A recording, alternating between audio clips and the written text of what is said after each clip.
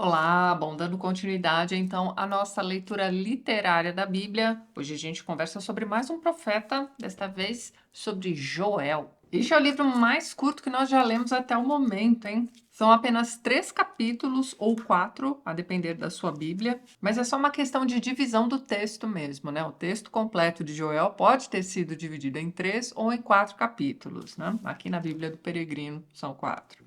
Vocês entenderam, né? O conteúdo é o mesmo. Pois então, diferente do livro de Oséias, sobre o qual a gente conversou no mês passado, por exemplo, que traz toda a biografia do profeta praticamente, em Joel a gente não sabe de nada a respeito dele. Só sabemos que ele é filho do Fatuel por conta da primeira linha do livro mesmo, né? Palavras que o Senhor dirigiu a Joel, filho de Fatuel. Mas não sabemos como Deus o escolheu, durante o reinado de quem ele atuou, né? Pelo contexto ali a gente pode dar uma chutadinha, mas a gente não sabe especificamente quando exatamente suas profecias ocorreram e muito menos quando ele foi escrito. A gente não sabe, por exemplo, se este livro foi escrito da própria pena de Joel ou se alguém escreveu, né, redigiu, na verdade, né, todas as profecias que ele proferiu. Então, por exemplo, aqui neste livro ele vai mencionar o inimigo do norte. Esse inimigo do norte pode ter sido, sei lá, a Síria ou a Babilônia. Mas dá sim para inferir, né, para entender muita coisa a partir do próprio texto mesmo. É dito que aqui neste livro existem menções a eventos que acontecem depois, sobre até mesmo livros que foram colocados posteriormente na Bíblia. Mas se a gente fosse pensar ali numa linha do tempo, daria para posicionar o Joel num período anterior ao exílio, já que o livro de Joel está posicionado entre Oséias e Amós, veja bem, mas assim, é uma coisa meio vaga. Mas os dois, né, Oséias e Amós, que estão entre, né, Joel que está ali no meinho, viveram no século 8 antes de Cristo. Então a gente aceita que Joel viveu ali mais ou menos no mesmo tempo, mas assim, gente, a questão é, no fim do dia, nada disso é importante para a leitura de Joel. Este livro aqui é uma chamada de atenção, ele é um presta atenção, sabe? É uma chamada para que você se arrependa e reze. Joel sabe que o povo é pecador. E ele é um profeta pragmático, sabe? Ele é um cara prático. Então, como é que vocês vão alcançar a graça de Deus depois de todas as besteiras que vocês fizeram? O que exatamente você tem de fazer? Então, vamos lá. Se arrepender genuinamente, da boca para fora também não serve. E se arrepender porque Joel falou para se arrepender, também não adianta. O arrependimento só vale quando é genuíno, quando ele vem de dentro, quando você percebe que você fez besteira e aí o arrependimento vem de uma vez. É aquela coisa insuportável, tá? Você precisa fazer algo a respeito. Pois é. Se não for genuíno, o seu arrependimento e o meu cachorro latindo lá fora vai dar na mesma. Na verdade, não, porque eu presto bastante atenção quando o Duque late aqui, sabe? Não foi um bom exemplo, mas vocês entenderam. Voltando, ó, arrependimento genuíno, penitência envolvendo oração e jejum.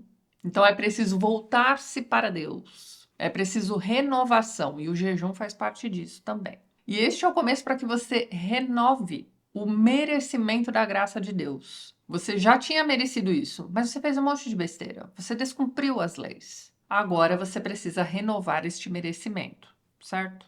No capítulo 1, parte 2, nós temos ali as diretrizes, né, para os sacerdotes primeiro. É um trechinho que na minha Bíblia se chama luto e súplica. Começa assim, ó. Vestivos de luto, sacerdotes. Gemei, ministros do altar. Vinde dormir em esteiras, ministros do meu Deus. Porque faltam oferta e libação no templo do vosso Deus. Proclamai um jejum, convocai a assembleia, reuni os chefes e todos os camponeses do templo do Senhor vosso Deus. E clamai ao Senhor, ai que dia, porque está próximo o dia do Senhor. Chegará como açoite do Todo-Poderoso. O dia do Senhor seria o dia do juízo, certo? Não estáis vendo como faltam no templo do nosso Deus a comida, a festa e a alegria? As sementes secaram e os torrões, os silos, estão desolados, os celeiros vazios, porque a colheita se perdeu. Como muge o gado, está inquieta a vacada, porque não há pastos e as ovelhas o pagam. A ti, Senhor, eu invoco, pois o fogo se saciou nos prados da estepe, o calor abrasa as árvores silvestres. Até as feras selvagens rugem a ti, porque estão secos os vales e o fogo se sacia nos prados da estepe. Então, assim, já estamos em uma situação periclitante. As plantações ali não estão dando frutos, está tudo seco, você tem essas queimadas. E no comecinho dessa parte que eu li para vocês, você tem aí as diretrizes para o sacerdote, o que é que eles precisam fazer. Agora, no capítulo 2, nós temos as diretrizes para o povo.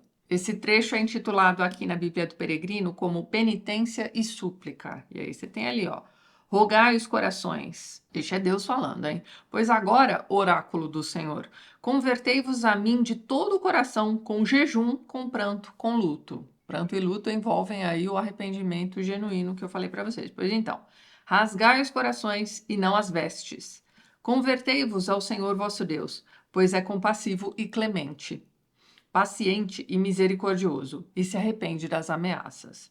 Talvez se arrependa e volte, deixando em suas passagens bênção, oferta e libação para o Senhor vosso Deus.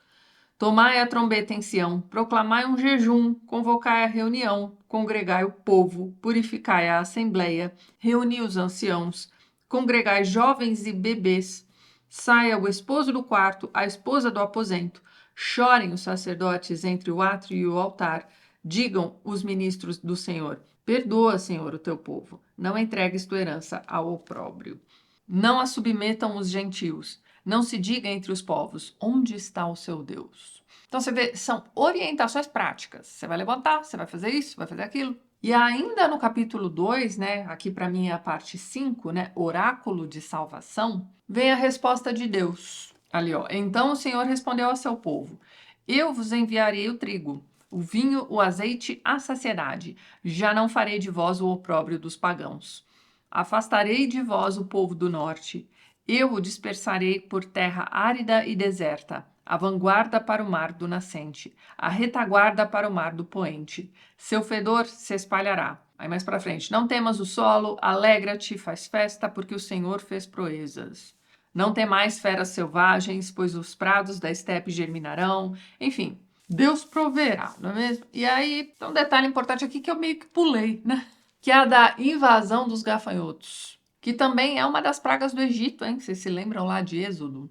3 dias de escuridão total e gafanhotos destruindo geral todas as plantações que ainda existiam, né? Depois da praga anterior também, enfim. Pois então, além daquelas queimadas, além do solo destruído e das plantações, seja lá o que sobrou, será devorado por esses gafanhotos, porque aqui nós vamos ter outra infestação de gafanhotos. Talvez esta nova revoada de gafanhotos seja para que o povo se lembre do poder de Deus. Sobre os gafanhotos, hein? Olha só. Seu aspecto é de cavalos, de cavaleiros que galopam, seu estrondo de carros saltando pelas montanhas. Como crepitar de chama que consome a palha, como exército numeroso formado para a batalha. Diante dele tremem os povos, com os rostos avermelhados.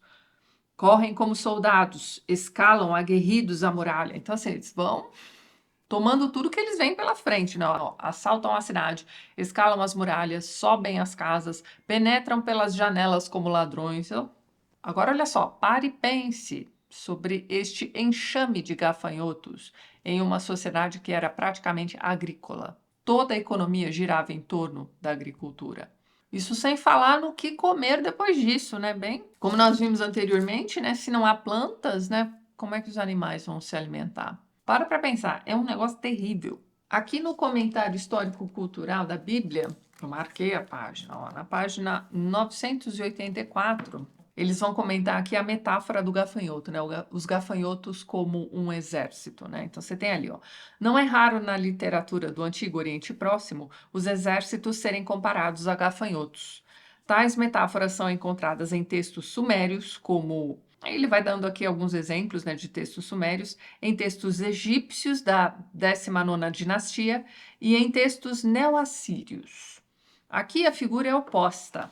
Os gafanhotos é que são comparados a exércitos invasores. Olha que interessante. A comparação com o leão é comum na literatura do Antigo Oriente Próximo por causa da cor do gafanhoto e da forma de sua face e boca.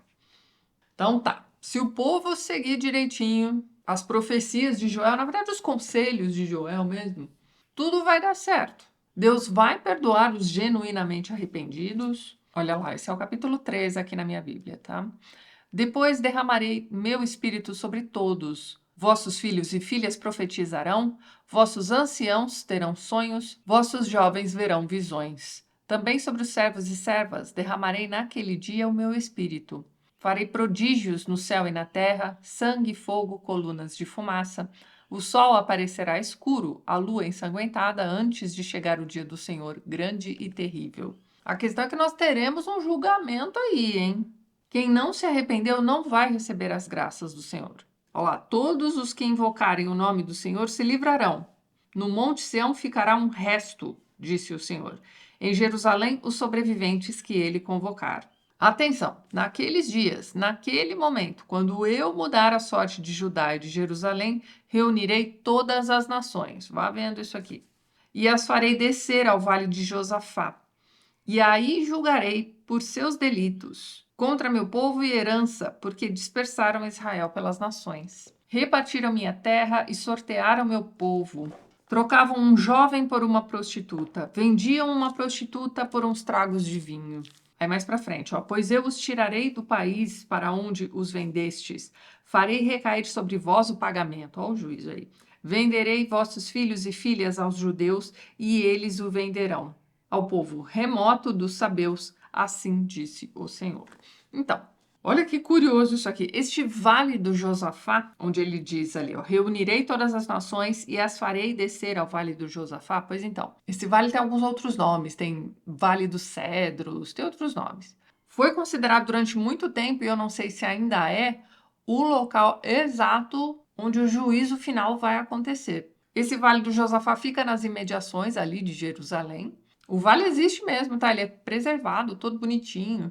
Mas essa ideia de que este será o local, né, do juízo final vem aí das interpretações medievais e tudo mais. Inclusive, naquela época, tinha um pessoal que ia até o Vale de Josafá medir direitinho para saber quantas pessoas caberiam ali. Ó, mais para o final, ali no capítulo 4, para minha Bíblia, você tem ali, ó, alerta, venham as nações ao Vale do Josafá, pois aí sentarei para julgar os povos vizinhos. Bem, me parece que fica ali a impressão também de que este será o julgamento para aquele momento específico, né? Então, quando você pensa assim, ó, todas as nações para o Vale do Josafá, me parece que aqui, né, o autor do livro está se referindo ao mundo conhecido naquela época. Então, você tem ali as nações, né, que estão ali próximas, mas muita gente leva isso aqui ao pé da letra. Existe, inclusive, um cemitério bem próximo ao Vale do Josafá, onde pessoas ao longo de muito tempo, né, pagaram bem caro para serem enterradas ali, para serem as primeiras a passarem pelo juízo. Eu achei tudo isso bem curioso, mas enfim. Como nós estamos fazendo a leitura literária aqui, não exatamente interpretando o texto bíblico nem nada do tipo, o que nós estamos fazendo aqui é olhando para esse texto e pensando, não, me parece claro que se trata de um julgamento daquela época, né? Apesar de nós não termos exatamente a marca de quando isso está acontecendo, a gente sabe que já faz muito tempo e foi em algum momento anterior ao exílio. E você teve aí toda essa questão da invasão dos gafanhotos, né, como um exército invasor, tudo sendo profetizado por Joel, que ainda por cima traz as diretrizes, ele te traz praticamente a receita do que você precisa fazer. O passo a passo mesmo. Mas é um passo a passo que você precisa seguir de coração aberto, né? Arrependido e disposto a se renovar, certo? E bem, depois deste julgamento aqui no Vale do Josafá, finalmente virá a restauração, né? É assim que se chama o último trecho aqui na minha Bíblia, e nós temos ali o seguinte, ó: Judá será sempre habitada, Jerusalém sem interrupção. Vingarei seu sangue, não ficarão impunes, e o Senhor habitará em Sião. Naquele dia os montes manarão licor, as colinas se desfarão em leite, vales de Judá estarão cheios d'água, brotará no templo do Senhor o manancial que engrossará a torrente das acácias. O Egito se tornará um deserto, Edom, estepe desolada, porque violentaram os judeus e derramaram sangue inocente em seu país. Além desse trecho aqui, parece que foi inclusive antes do Êxodo, né, que isso aqui aconteceu. Mas tudo bem, vamos lá. Judá será sempre habitada, Jerusalém sem interrupção. Vingarei seu sangue, não ficarão impunes, e o Senhor habitará em Sião. E é assim que se encerra, então, o livro de Joel. Perceba, Não sabemos nada a respeito de Joel e isso não é importante para a sua mensagem. Ele profetiza os castigos, né, que virão aí em formato de invasão de gafanhotos e tudo mais, e tenta educar o povo, né? Ele vai lembrá-los o que é que eles precisam fazer para receberem de novo as graças, para se renovarem primeiro e receberem, né, serem dignos novamente das graças do Senhor. Então é isso, meus amigos. Me digam aí nos comentários o que vocês acham a respeito dessa questão do Vale do Josafá. E logo mais eu volto para a gente conversar sobre o livro de Amós também. E é isso, pessoal. Eu vou ficando por aqui, mas antes gostaria de mais uma vez agradecer a todos os apoiadores do canal. Hoje vocês não estão vendo a listinha aqui com os nomes de todos os apoiadores, porque eu estou revisando a lista e acrescentando os nomes dos novos apoiadores, né? Este mês eu recebi muitos novos apoiadores aqui no canal, fico muito feliz. Meu agradecimento eterno permanece aqui para vocês e logo, logo a listinha estará de volta, tá certo? E caso você ainda não seja um apoiador e queira se tornar um apoiador do canal, dê uma olhadinha no primeiro link que eu vou deixar na descrição deste vídeo, certo? Pessoal, um beijo grande para vocês e a gente se vê nos próximos vídeos.